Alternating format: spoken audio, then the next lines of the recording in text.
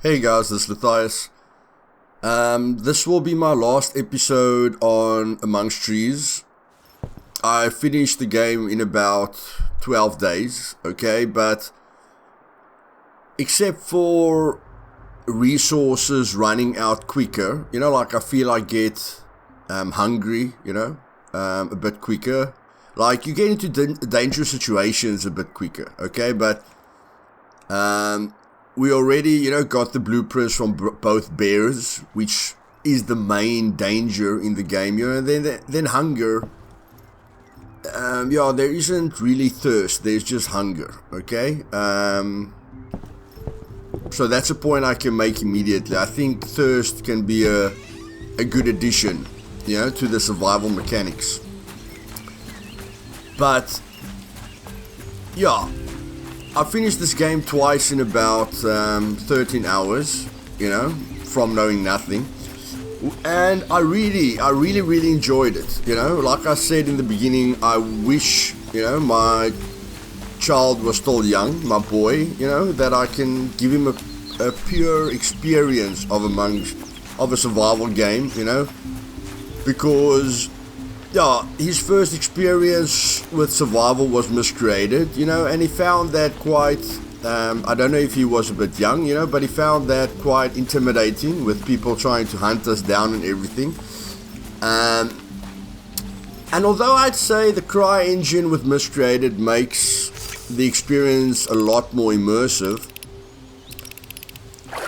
the one thing that helps you in Amongst Trees is definitely your experience. Like I've seen videos where people say they struggle to do fishing, so learning the game and learning the mechanics, is a good thing. But just like I mentioned thirst now, it is an early access game and you can finish it quite quickly. But going to hard mode, I didn't see a big enough difference, okay, especially, if I look at my normal mode playthrough and my hard mode playthrough, I died more in normal because of my lack of experience, and I did die in hard, but it was basically due to the same mistakes. So, my thoughts on Amongst Trees is the amount of things that you can keep yourself busy with, and fishing is a really good example of something really fun that you can keep yourself busy with. But it's got an end, okay? And I know it's early access, so it's gonna have an end. But looking at the core dynamic of the game, the people that will enjoy playing it, it's very laid back. The music is phenomenal, and it's very relaxing, it's very relaxing. Even if I die, it's very relaxing, and there's a lack of fear, although I don't think that is a bad thing, that there's a lack of fear. Of course, the game gives you an option to play the game where nothing really threatens you, which I won't try out, but I mean, I'm sure that's how people open up the entire map, just run around. But the artistic style of it and the music is definitely its strongest points, and fishing, is definitely an aspect of the game that stands out for me. Mining, going to a cave, not so much. Interacting with a bear, not so much, because whether, I explored the island for the resources to get the camouflage clothing, I don't immediately feel the advantages of it, okay? We can get very technical about it, but as we've tested, the differences are very minute. So, in my personal opinion, I don't think they should try and be, the generic survival game. The only thing that I think Amongst Trees should work on is the necessity to explore the entire map. Okay?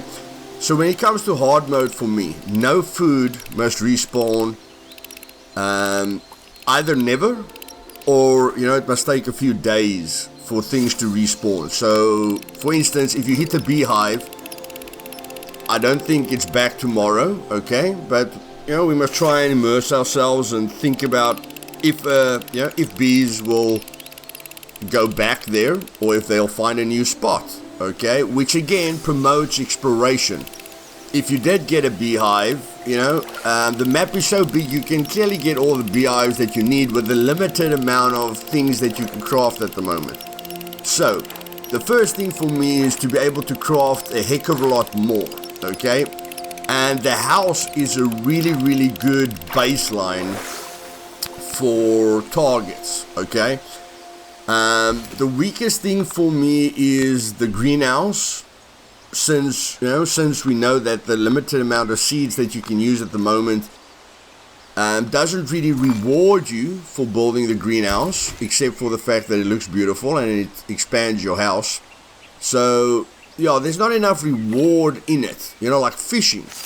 Once I start fishing, the necessity for the greenhouse is gone, because I can eat the fish raw, and I'll never have to worry about food again, or for that matter heat, because the fish, different fish gives you different qualities, as you can see there, heat, food, depending on what fish you're eating. So the heat and the food is gone, the necessity of that is gone. So why are you going to plant seeds, except if you haven't planted seeds yet? But when it comes to the replayability of the game and the survival aspects, they must crunch down on their focus point. At the moment, I feel it's focused on a lot more younger people and for grown-up people, that just want to relax. It can still be a very fun game, but grown-ups definitely need a challenge. Okay, and I feel they can incorporate that challenge for children as well, so that adults and children can find it challenging, which is what most people want in their life. And if you don't want a challenge, then you shouldn't be playing a survival game. There's a lot of games that, you don't really need to think at all. So the challenge part is point one. So enabling people to explore the entire map, you must give them reasons to explore the entire map, okay? At the moment, if I look at the blueprints, you can find all the blueprints very, very close to you when you've got a really, really massive map, okay? Not a massive map, but it's very big. But there's no need to explore the map because most of the blueprints are placed very close to you. So the first thing I do is stretch out the blueprints, as much as possible. And because you're going to bring in more items to craft, make sure that the guy has to work for it, really, really work for it. And just like the greenhouse is a bit of a letdown when you get used to fishing, you can bring in more seeds, seeds that really, really make a difference and that are beautiful. Because when I was young, the first time I planted seeds of flowers, I felt the reward of growing something and doing something myself, like, I don't know how long it took, but that morning I stepped outside my house and I saw all those flowers. I really felt a sense of accomplishment. I think that will be the same for children as it would be for grown-ups. So, that's a really, really positive thing. So just the reward, visually or, to help you with your survival. Definitely no placeholders. Okay, I know that's a very, very minor gripe, but I mean, if you are going to release the game, try and give the person the best experience possible. So, try and not use placeholders, and then, again, give them a reason, a necessity to craft items. Like running faster is great, but not having a major advantage against the bear, is not that great. But the work that goes into getting that clothing, is quite high. And I mean, there's a lot of slots open there, there's a lot of backpacks open there. Of course, the game is very innocent, you know, so hunting deer should be innocent, trapping rabbits should be innocent, killing a bear should be innocent without any blood or anything, but still very rewarding, you know, like if you can kill a bear and you can use his skin to combat cold, that's a fantastic reason to kill a bear. So, what I feel they should focus on is a lot more crafting and a lot more rewarding rewards for crafting that. You know, you should be you must be very, very happy when you extend your base because of what that room gives you. And you must be very, very happy for the advantages, you know, that your items gives you, so that you are rewarded, so that you are motivated to explore, you know, the island more and more and more. And yes, learning is a very, very important thing. Like, I knew that if I have a medikit on me, I can last longer. If I eat the right foods, I don't really have to worry about cold and I can push it a bit further. The only thing that's stopping me from pushing myself is basically sleep. And I don't think they must take that away, you know, the sleep. The tent and the fire was a really, really nice addition to it. But yes, more crafting, more necessity to explore, more rewards, you know, for exploring. Otherwise, it gets to the place where you can finish the game twice in 12 hours because you've crafted everything there is to craft, and you know, you didn't really explore the whole entire island, but you know you can't chop certain trees, and you know the bears have not really got anything of importance except for the blueprint. So yeah, you know, for the hard mode, I mean, they can even add a survival mode, you know, for the real hardcore fans, but you know, there must be a need to explore. There must be a constant threat and a constant challenge. And for normal mode, things can just respawn faster, you know, not respawn immediately, you know, like going away from the boxes, you know, running 100 meters away and coming back, it's back. It breaks the immersion. It breaks the survival element of the game. So when it comes to beauty, 10 out of 10. When it comes out when it comes to music, 10 out of 10. When it comes to the house idea, 10 out of 10, you know, for originality. That you're not literally building, you know, anything you want, which a lot of survival games do, but that you are rewarded visually, you know, for your house, okay, which I think is a really great idea. The fishing is very, very innovative. I really like the fishing. So because I see what kind of thought they put into the fishing, I think that the hunting, you know, like hunting deer, killing the bear, trapping rabbits, you know, everything is just plus points. They've got like an ocean that I haven't really explored, you know, but getting a boat to go to another island or building up a boat to go to another island will be absolutely phenomenal. And that is one thing that I am going to make a video about in the future, is ways that great games can make the experience last an extremely long time by means of DLC, you know. So I want to play for as long as possible. I want a challenge for as long as possible, but you want to make money in the same amount of period, the developers. So I'm going to make a video, you know, where we can meet each other in the middle. But yes, really enjoyed my experience. I'll definitely cover every update. At the moment, I feel I've learned, you know, everything I needed to learn. The only real challenge in the game for me, the thing that took time, was the beehives, you know, which you need to craft the best backpack and armor. I don't really have the need to explore the entire map, you know. So yeah, there's no motivation behind it, so I'm not going to do it. And then the chicory or whatever that plant is, that was quite tricky, you know. Like, the Dogbane is on, you know, there's a bunch of them at one spot. The crates, you know, the materials that you get in crates are all in one spot. The cocktail, when you know where it is, you know where it is. So I don't know, random stuff, you know, random places. I don't suggest they make it procedurally generated. That's not what I'm saying. I'm just saying the spawn points can generate randomly so that you don't, you know, you're not programmed what to do within the first 6 hours.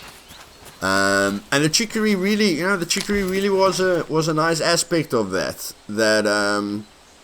I really needed to look for it, you know. I really needed to look for the beehives.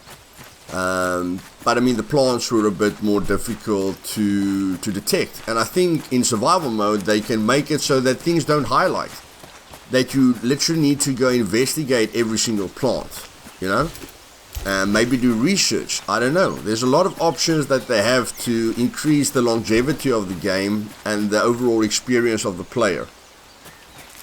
So yes, without rambling, I really did enjoy the game.